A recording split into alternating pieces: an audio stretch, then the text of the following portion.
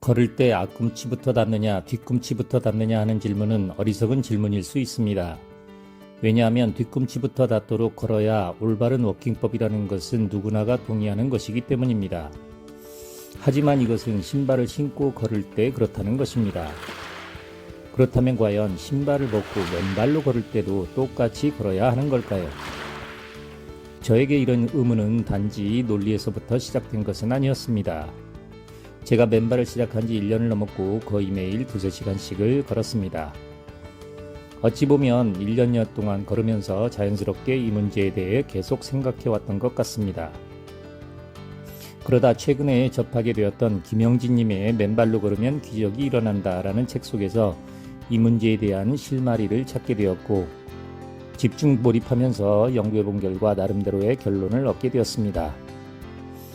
참 이상하게도 그때쯤 용인 맨발 국민운동본부에서 바다로 슈퍼싱을 갔었는데요. 거기서 만난 한 분이 제게 대뜸 이런 질문을 해왔습니다. 교사님, 맨발할 때 앞꿈치부터 닿는 게 맞아요? 뒤꿈치부터 닿는 게 맞아요? 저는 속으로 좀 깜짝 놀랐습니다. 제가 그때 즈음에 집중적으로 생각하고 있었던 게 바로 그 주제였기 때문이었기도 하고 또 한편으로는 이런 의문을 갖는 게 나뿐만이 아니구나 라는 생각이 들었습니다. 그래서 이 주제를 가지고 유튜브 영상을 기획한 계기가 되었습니다. 그렇다면 신발을 신었을 때 워킹 방식과 맨발로 걸을 때 워킹 방식은 같을까요? 아니면 달라져야 할까요? 오늘은 이 주제에 대해서 제가 참고했던 김영진님의 책 중 일부 내용을 인용하면서 추가로 제 생각을 덧붙여 말씀드리겠습니다. 우리 몸이 받는 충격, 그리고 호흡, 그리고 자세 이렇게 세 가지 측면에서 살펴볼까 합니다. 제일 먼저 우리는 기존에 우리가 알고 있던 워킹 방법을 신발을 신었을 때 기준으로 하는 것이었구나 하는 것을 깨달아야 합니다. 왜냐하면 우리가 신는 신발의 대부분은 쿠션을 넣어줌으로써 뒤꿈치부터 닿는다 하더라도 몸의 하중을 통한 충격을 크게 막아주니까요. 하지만 우리가 맨발로 걸을 때는 달라집니다. 우리 발 뒤꿈치에는 바로 완충작용 없이 뼈로 연결되기 때문에 뒤꿈치부터 꽉 내디딜 때는 몸에 큰 울림이 있다는 것을 느끼실 겁니다. 보통 우리가 아파트 거실에서 걸을 때 밖에서 신발 신고 걸을 때처럼 그리 걸으면 쿵쿵하고 울리는 것을 확실히 느낄 수 있고 곧바로 아래층의 항의를 받게 될 것입니다. 다음은 김영진님의 책 내용 중 일부입니다. 미국 하버드 대학교 인간진화 생물학자이자 달리기 마니아였던 데니엘 비버만 박사팀은 달리기를 좋아하는 200명 이상의 성인을 대상으로 운동화를 신고 달리는 그룹과 맨발로 달리는 그룹으로 나누어 달릴 때 충격을 비디오로 촬영해 분석했습니다.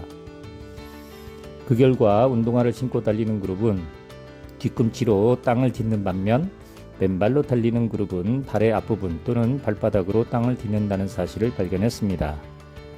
연구 결과에 따르면 발이 지면과 접촉할 때 맨발로 달리는 그룹은 몸무게의 0.5에서 0.7배에 해당하는 충격을 받는 반면 운동화를 신고 달리는 그룹은 몸무게의 1.5배에서 2배에 해당하는 충격을 받는 것으로 나타났습니다.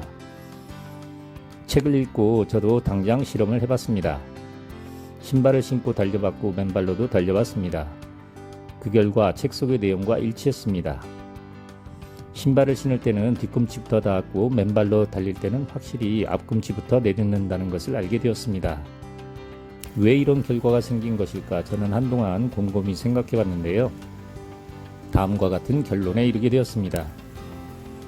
신발은 쿠션 때문에 달릴 때조차도 평소 걸을 때 방식을 그대로 하게 되지만 맨발로 달릴 때는 걸을 때보다 몸의 하중에 속도로 인한 충격이 플러스되기 때문에 그 충격을 완화하기 위해서 앞꿈치부터 닿도록 본능적으로 우리 몸이 움직인다는 것입니다. 만약 달릴 때 충격을 발 뒤꿈치가 온전히 받게 된다면 엄청난 양의 충격과 그로 인한 몸의 스트레스를 감당할 수 없으니까요. 또한 신발을 신고 달릴 때는 신발 안에 쿠션이 있음에도 불구하고 맨발보다 큰 충격을 받는다는 것은 맨발 앞꿈치의 충격 완화 작용이 얼마나 대단한 것인지를 보여주는 것입니다. 그렇다면 이상에서 살펴본 결론을 우리 맨발 걷기에 적용을 해보면 어떨까요? 만약 푹신한 풀밭이나 물기가 많은 부드러운 황토길 또는 바닷길을 걸을 때 앞꿈치가 먼저냐 뒤꿈치가 먼저냐는 별 문제가 되지 않을 것입니다. 왜냐하면 몸에 전달되는 충격이 어떤 방식으로든 매우 작기 때문입니다. 하지만 딱딱한 땅을 걸을 때는 어떨까요? 이때는 몸에 전달되는 충격 그리고 그로 인한 스트레스는 클 것이기 때문에 앞꿈치부터 닿느냐 뒤꿈치부터 닿느냐는 매우 중요할 수 있습니다. 여기에서 저는 추가로 조금 더 다른 측면에서도 생각을 해보았습니다. 올바른 호흡과 관련된 측면입니다. 경사진 산을 오르고 내릴 때 말입니다. 이런 경우엔 확실히 앞꿈치부터 내딛는다는 것을 알았습니다. 약간의 극단적인 상황이 주어질 때 우리 몸은 최대한 우리 몸을 지키려고 본능적으로 작동하는 것입니다. 예를 들면 평소엔 잘못 길들여진 흉식호흡법이 경사진 산을 오를 때는 아랫배에 힘이 들어가는 원래 복식호흡법을 본능적으로 하게 되는 것과 같은 원리일 것입니다. 또 한 가지 측면은 올바른 자세와 관련해 생각해 보았습니다. 우리가 보통 평소에는 어깨를 구부정하게 구부리고 걷거나 목이 앞으로 나오거나 하는 잘못된 자세를 가지고 살아갑니다. 그런데 자세가 나도 모르게 반듯해질 때가 있습니다. 바로 달릴 때입니다. 우리가 달릴 때는 가슴을 펴게 되고 어깨를 젖히고 턱도 쑥 당기게 됩니다. 즉 달릴 때는 나도 모르게 자세가 반듯해진다는 거죠.